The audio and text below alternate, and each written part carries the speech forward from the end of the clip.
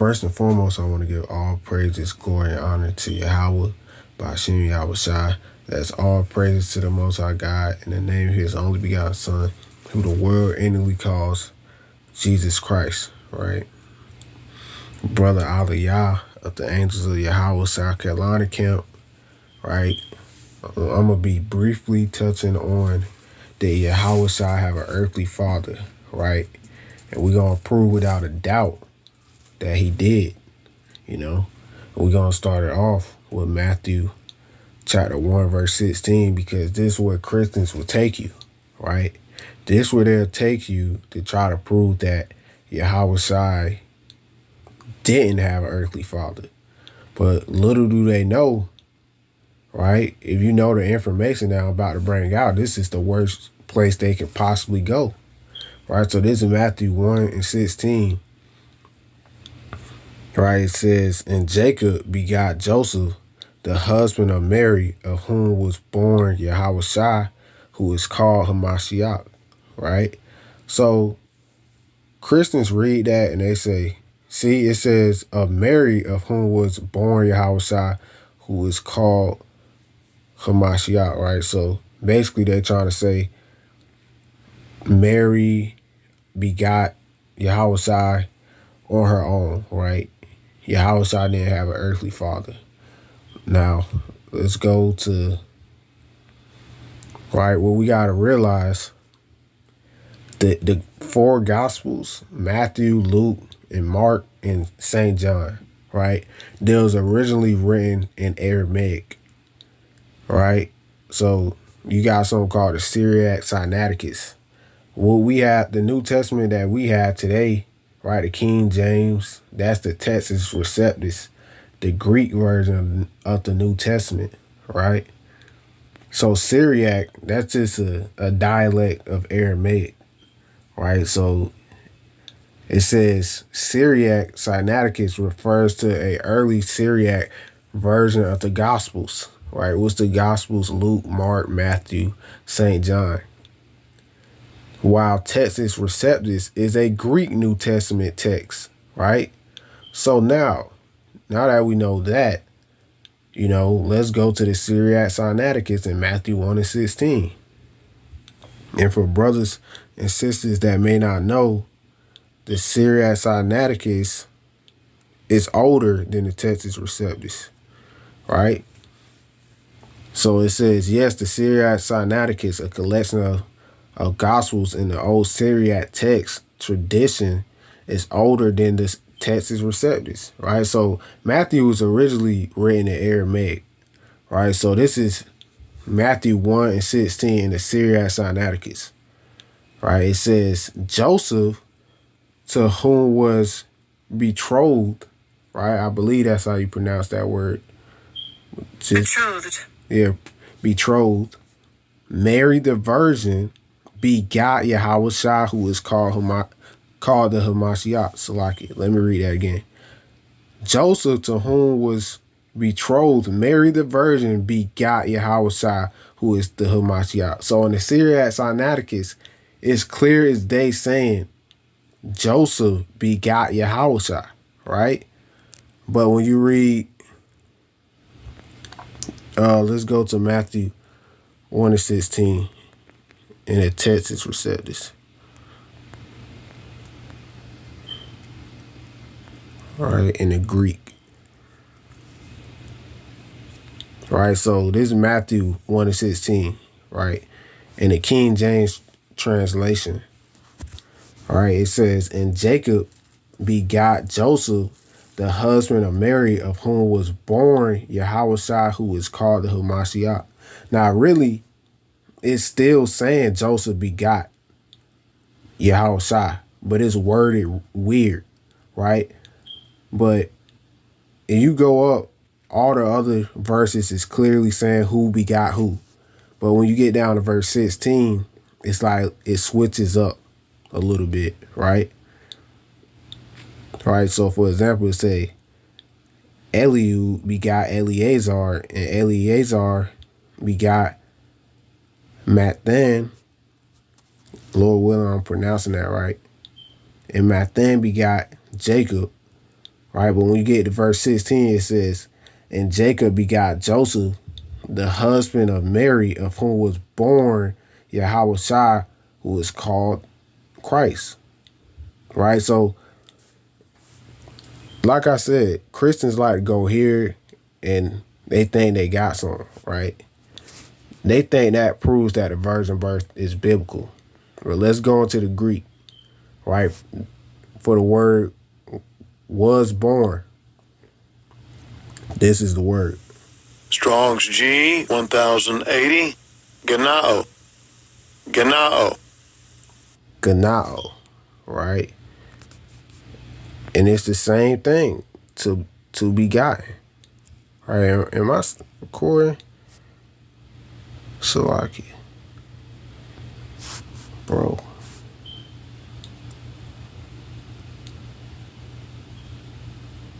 Alright, so Salaki, I am recording. Okay, all praises. So it says Salaki is a starter. Strong's G 1080. Ganao. Ganao. Right, so the word is ganao, which if you see the biblical uses, it says to be begotten, right? So it's still saying Joseph begot Yahushua, right? So now let's go back.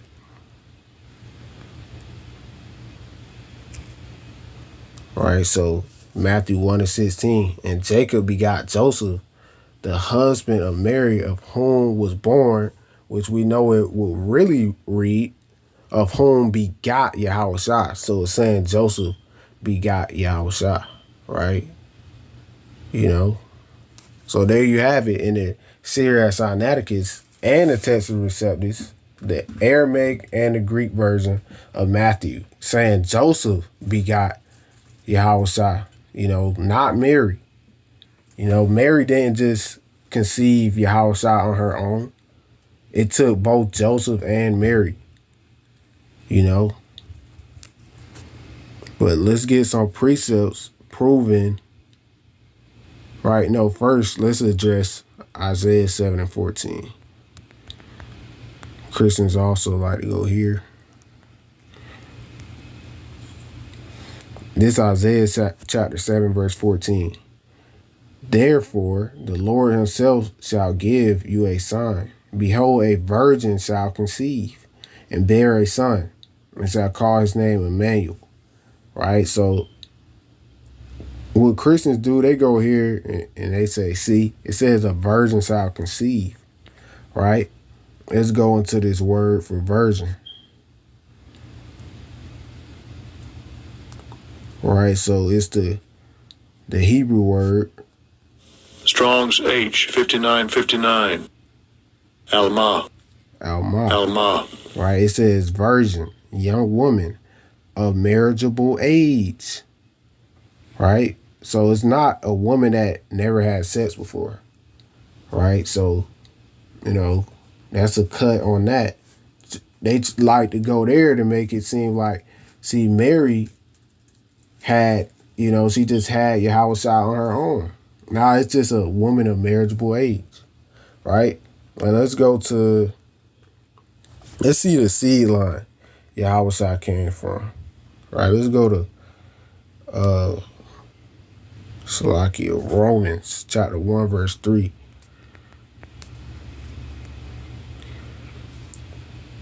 This is Romans chapter 1 verse number 3.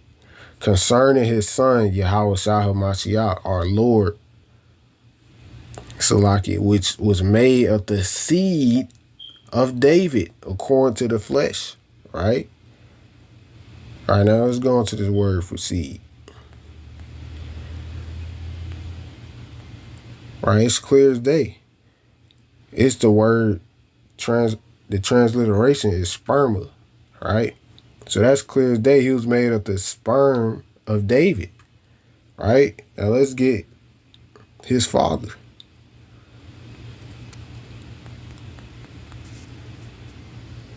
Salaki. This is the book of St. John, chapter 1, verse 45. Philip findeth Nathanael and said unto him, We have found him, of whom Moses in the law and the prophets did write, YAHAWASHI of Nazareth, the son of Joseph, right? So there's no getting around that, right? There's no getting around it. I done heard Christians say Joseph is his stepdad. Like, come on. They just making things up at this point, right? So let me get another one.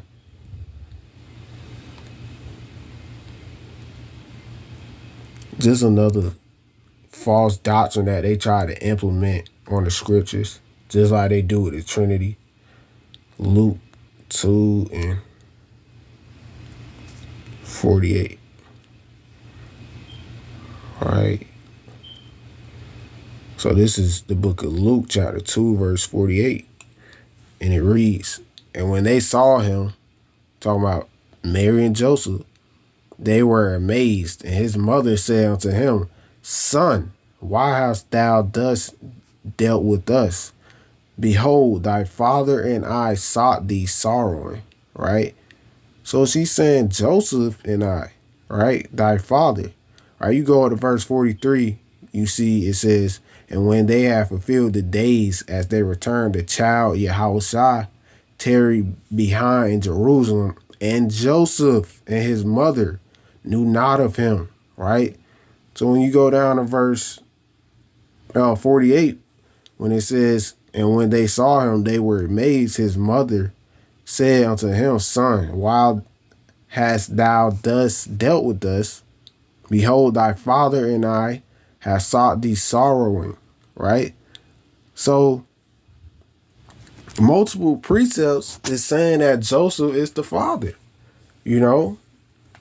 But Christians will still try to sit here and tell you that the virgin birth is biblical, right? That's what they truly believe. All right, let's go to, because the virgin birth is just a pre-existing deity, right? They just try to implement that damn false doctrine to the scriptures, just like they do with the Trinity, so on and so forth, right? So these some pre-existing virgin birth stories or whatever, right? So it says before the Bible, stories of miraculous or virgin births existed in various mythologies, including those of the Egyptian god Horus, born to Isis, the Hindu god Krishna, born of Holy Virgin, Salaki, born of a Holy Virgin, and the Greek hero Perseus, born to Danae, right? So that's all the Trinity is. It's a false doctrine that, been around for decades. They just try to implement it to the Bible. Just like with the Trinity, like I keep saying, it's pre-existing Trinity deities. Like you got the Assyrian triad, right, of Osiris and his son and his wife, right, going back to ancient Egypt, right? It's the same thing with this virgin birth, We know the Trinity ain't biblical either. You had, what was that, 325 AD, when they had a council in Nicaea, right, to debate whether it was the Trinity biblical, which is not, right? But let's go back, because it's very important to know these things, dealing with, right, when you out there in the highways and byways, you got to deal with them bugged out scoffers and Christians and false doctrines coming up to you. All right. Get a closing precept. Second. 2 and 15. So like it.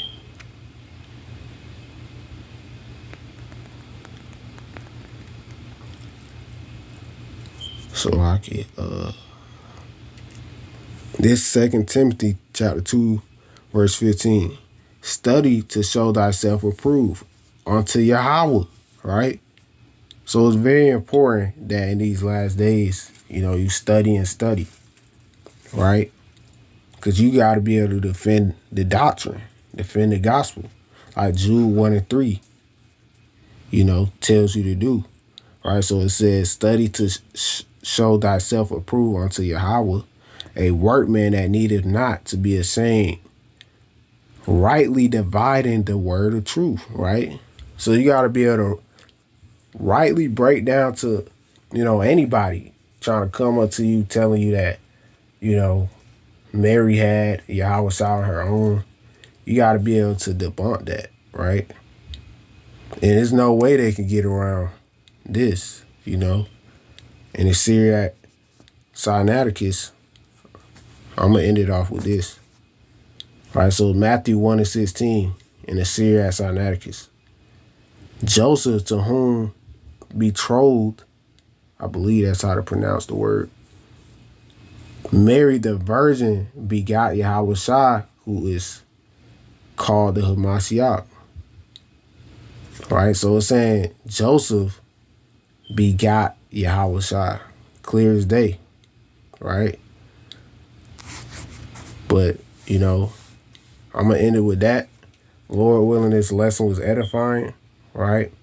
Again, I want to give all praises, glory, and honor to Yahweh by Hashem Yahushai. I want to say shalom.